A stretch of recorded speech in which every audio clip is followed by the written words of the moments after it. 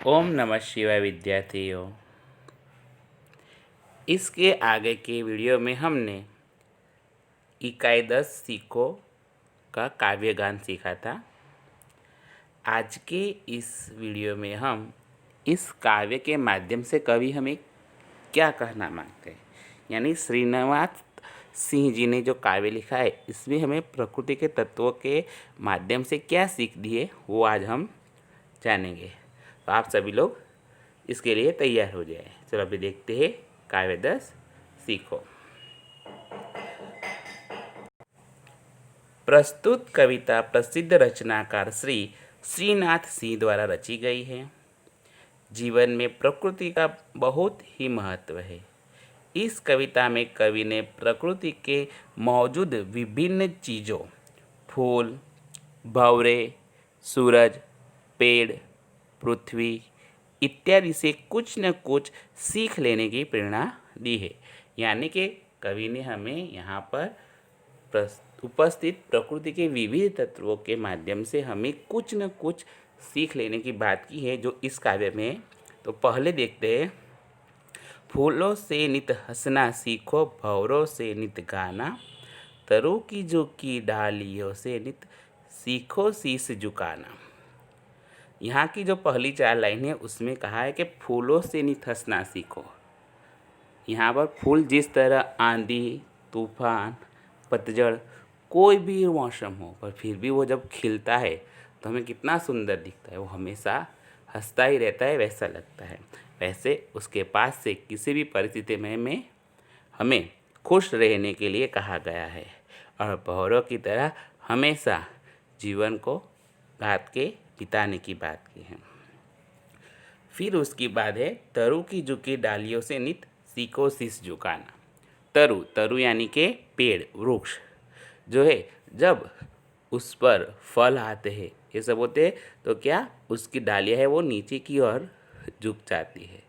तो हमें भी कैसा है कि हमारे पास भी जितने अच्छे गुण फल रूपी आते हैं तो वहाँ से हमें क्या करना चाहिए, बड़ों के आगे झुकना चाहिए, सबको सही सम्मान देना चाहिए, ना कि हमें जितने बड़े हो, जितने अच्छे ज्ञानी बने, वैसे ही हमें क्रोधी या किसी को अपमान करने का हक नहीं मिलता, पर सबको एक समान और आदरपूर्वक रखना चाहिए। उसके बाद है, सीख हवा के झोंकों से लो कोमल भाव बहाना, दूध तथा पानी से सीखो मिलना और मिलाना। यहाँ पर हमें क्या कहा गया है कि सीख हवा के झोंकों से लो कोमल भाव बहाना,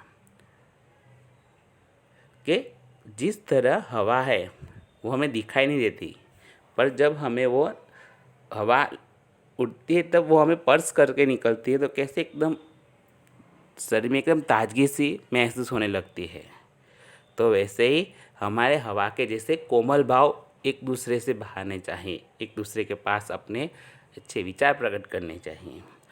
फिर उसके बाद दूध तथा पानी से सीखो मिलना और मिलाना, कि जिस तरह दूध के अंदर पानी डालते हैं हम, तो पानी हमें कहीं दिखाई दे, हर तरफ दूध ही दिखाई देता है ना।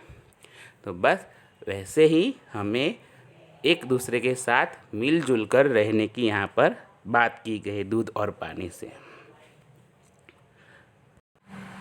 उसके बाद है, सूरज की किरणों से सीखो जगना और जगाना, लता और पेड़ों से सीखो सबको गले लगाना। तो यहाँ पर देखो क्या है कि सूरज की किरणों से हमें क्या सीख मिलती है कि जिस तरह सूरज निकलता है तो वो अपनी रोशनी पूरे संसार को देता है, तो इस वजह से क्या पूरा संसार जाग उठता है। तो वो खुद तो जागता है पर दूसरों को भी जगाता है। तो वैसे ही हमें भी दूसरों को अच्छे ज्ञान से एक दूसरे की मदद करना है और उसे भी सही रास्ते पर लाना है। लता और पेड़ों से सबको गले लगाने की सीख मिलती है। लता यानी कि जो बेल, और पेड़, जिस तरह पेड़ है उसका सहारा लेकर लता आगे बढ़ती है, तो इसी तरह लता और पेड़ से हमें क्या सबको गले लगाकर एक साथ आगे बढ़ने की, यानी एक दूसरे की टांग खिंचाई नहीं करने की, पर क्या एक दूसरे का सहारा बनकर आगे बढ़ने की बात की गई है। उसके बाद है मछली से सीखो स्वदेश के लिए तड़प कर मरना, पतझड़ के पेड़ों से सीखो दुख में धीरज धरना। कि मछली का जीवन कहाँ है? पानी। और पानी कहाँ? समुंदर है, नदी है, नाले है, सरोवर में होता है। पर जो पानी के अंदर है तभी वो उसका देश है, पर जैसे ही पानी से बाहर निकल जाती है तो वो कैसे तड़प कर मर जाती। तो हमें भी अपने देश के लिए ऐसा ही सम्मान, ऐसा ही भावना होनी चाहिए कि कोई भी हमारे देश का अपमान ना करे, और जब भी करे तो हमारे पास और कोई चारा ना हो तो भले ही हमें जान देनी पड़े, पर हमें उसका सामना करना ही चाहिए।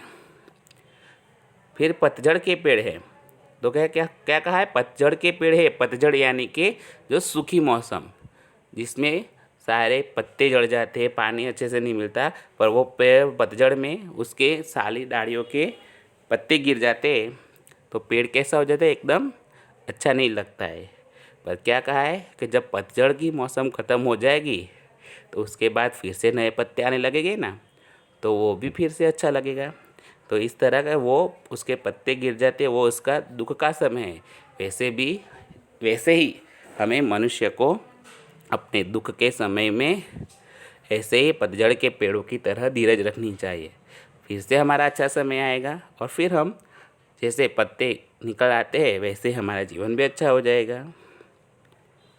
फिर उसके बाद है दीपक से सीखो जितना हो सके अंधेरा हरना, पृथ्वी से सीखो प्राणी की सच्ची सेवा करना।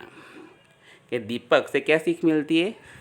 वो दीपक को हम जैसे जलाते तो उससे जितना हो सके वो अपने आसपास की सभी जगह को रोशन करता है, और आसपास के जितना अंधेरा है उसे दूर कर कर अच्छा प्रकाश फैलाता है। तो हमें भी अपने ज्ञान रूपी प्रकाश से दूसरों को भी उजागर करना चाहिए, इससे हमारा ज्ञान जितना हो सके अच्छा ज्ञान एक दूसरे से बांटना चाहिए, जिससे वो अज्ञानता रूपी अंधकार से बाहर आ जाए।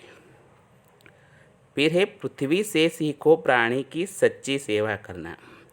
पृथ्वी से क्या सीखने की बात की है? प्राणी की सच्ची सेवा करना। देखो अभी पृथ्वी का हर लोग कोई अपने फ़ायदे के लिए ही उपयोग करता है। कोई कॉम्प्लेक्स बनाने के लिए पेड़ों को निकाल देता है, ज़मीन से निकल के फिर से गड्ढा करता है। फिर भी क्या कभी पृथ्वी या ज़मीन हमें सामने बोलती है कि ये मत करो, वो मत करो? पर क्या है, वो सबकी सेवा ही करती है। तो हमें भी एक दूसरे के लिए अच्छे सेवा ही करनी चाहिए। जलधारा से सीखो आगे जीवन पथ में बढ़ना, और धुएं से सीखो हरदम ऊंचे ही पर चढ़ना। ये जलधारा है, जो जल की धारा है, वह उससे क्या सीखना है? जीवन पथ में आगे बढ़ना।